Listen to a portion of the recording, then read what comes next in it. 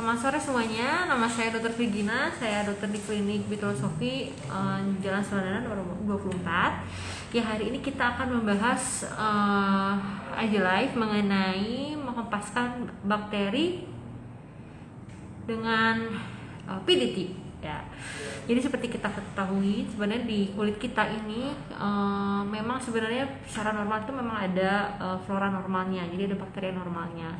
Tetapi apabila misalkan pada saat kondisinya nih misalkan dengan pori-porinya yang tersumbat karena sel kulit mati, terus akhirnya mukanya berminyak dan akhirnya ada hiperaktivasi dari kelenjar minyak, maka flora normal tersebut akan berkembang biak gitu. Jadi yang ada kadarnya dan pH yang tidak seimbang, akhirnya dia berkembang biak, akhirnya muncullah permasalahan.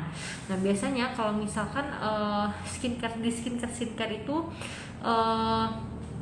banyak kandungan antibakteri dan juga ada untuk penahan minyaknya, ibarat seperti itu. Nah, yang disarankan adalah sebenarnya kita itu harus mencuci muka, tapi jangan terlalu sering juga, dan juga hidrasi kulitnya dari dalam, dan juga faktor dari skincare juga.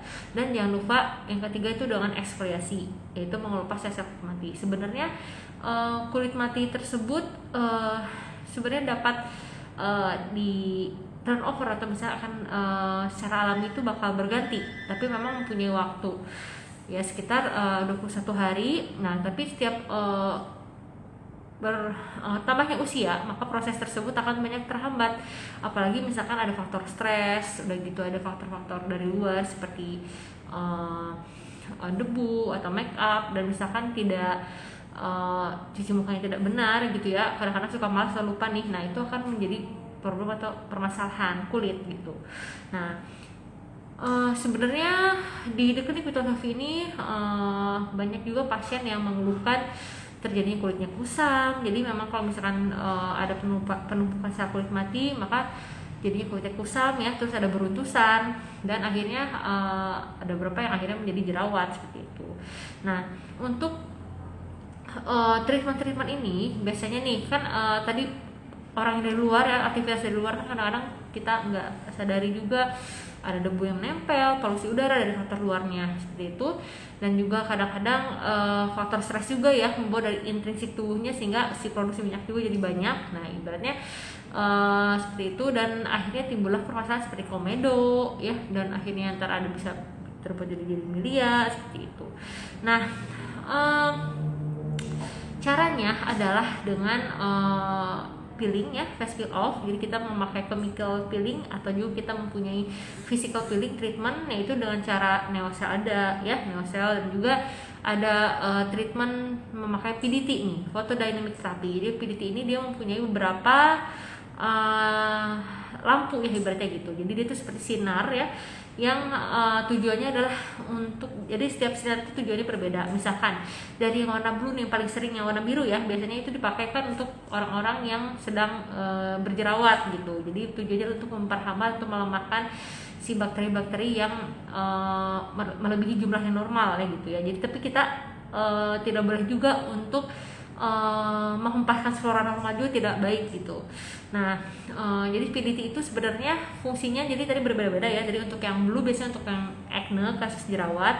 Terus kalau yang merah biasanya itu kasus-kasus yang ada hiperpigmentasi seperti kayak gitu ya. Jadi kayak misalnya kulitnya kusam atau misalnya bisa rejuvenation. Nah, ada juga yang warna kuning. Kalau kuning itu biasanya after pasca operasi atau misalnya ada kulit yang sensitif. Jadi itu untuk menekan peradangan atau proses inflamasi seperti itu. Nah, tapi memang nggak bagusnya adalah tetap kombinasi ya. Jadi kalau misalnya kasusnya untuk jerawat, tetap kita pakaikan treatment peeling, lalu ada PDT-nya, dan biasanya dibarengin bisa dari laser ya, untuk treatment yang biasanya seringnya untuk kasus-kasus yang kulit kusam dan jerawat seperti itu. Oke, kita langsung aja jawab pertanyaan ya dari yang atas tadi. Ini ada yang di luar tema. Terus untuk hiperhidrosis ada. Nah kalau untuk hiperhidrosis itu kan karena keringat berlebih ya, nah itu bisa dilakukan dengan botox ya, botox di bagian ketiak gitu. Botox di bagian ketiak itu biasanya nanti dilakukan berkala juga ya, jadi nggak hanya sekali, tapi memang ada waktunya gitu. Ada waktunya itu sekitar diulangi bisa 4-6 bulanan ya. Dan juga biasanya dosisnya rada besar ya, biasanya sampai 70-100 unit sudah 2 cc seperti itu. Nah itu ya Kak ya tadi. Jadi adalah hiperhidrosis adalah dengan cara botox. Oke. Ini ada lagi pertanyaan, dok, kalau jerawat yang bernanah itu bakteri ya dok? Nah, oke, untuk jerawat yang bernanah itu seperti gini, ada mungkin jerawat yang tiba-tiba langsung kayak bernanah putih seperti itu ya, itu mungkin ada proses-proses pemecahan protein, akhirnya seperti nanah seperti itu. Nah tapi memang kalau awalnya kan memang biasanya komedo terlebih dahulu nih ya, komedo terlebih dahulu, setelah komedo akhirnya kan kena trauma atau misalkan emang terinfeksi, nah akhirnya jadilah jerawat ya. Jerawat itu seperti, jadi ada beberapa bentuk seperti nodul itu udah masih kayak benjolan aja, tapi misalnya masih sakit perih gitu ya, biasanya warna kemerahan. Dan juga ada seperti nanah itu biasanya pustul seperti itu. Nah itu memang tahapan-tahapannya. Jadi kalau misalkan ada beberapa orang yang misalkan main pencet aja nih ya, nah itu bisa malah memperparah gitu ya. Jadi tidak boleh sembarangan dipencet ya.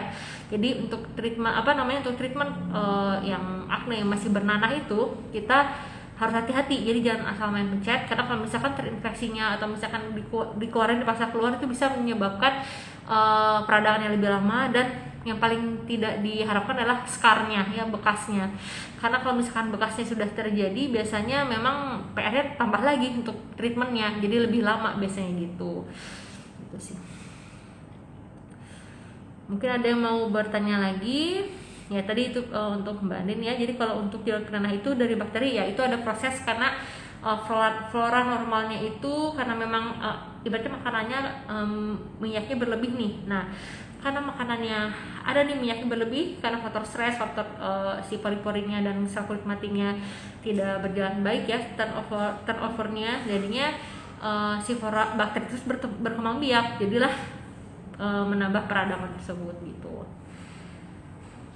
Dok, baiknya PDT dikombin dengan apa saja dok? Oke. Nah kalau sesuai dengan permasalahannya, biasanya kalau untuk kasus yang acne yang paling banyak itu biasanya kita lihat dulu, biasanya kita combine dengan minimal dengan peeling ya, face peel off, lalu setelahnya laser ya, laser Nd:YAG dan PDT. Nah tapi kita lihat dulu sih sebenarnya ya. Jadi kalau misalkan PDT-nya warna biru, nah kalau untuk yang mukanya kusam itu sama gitu.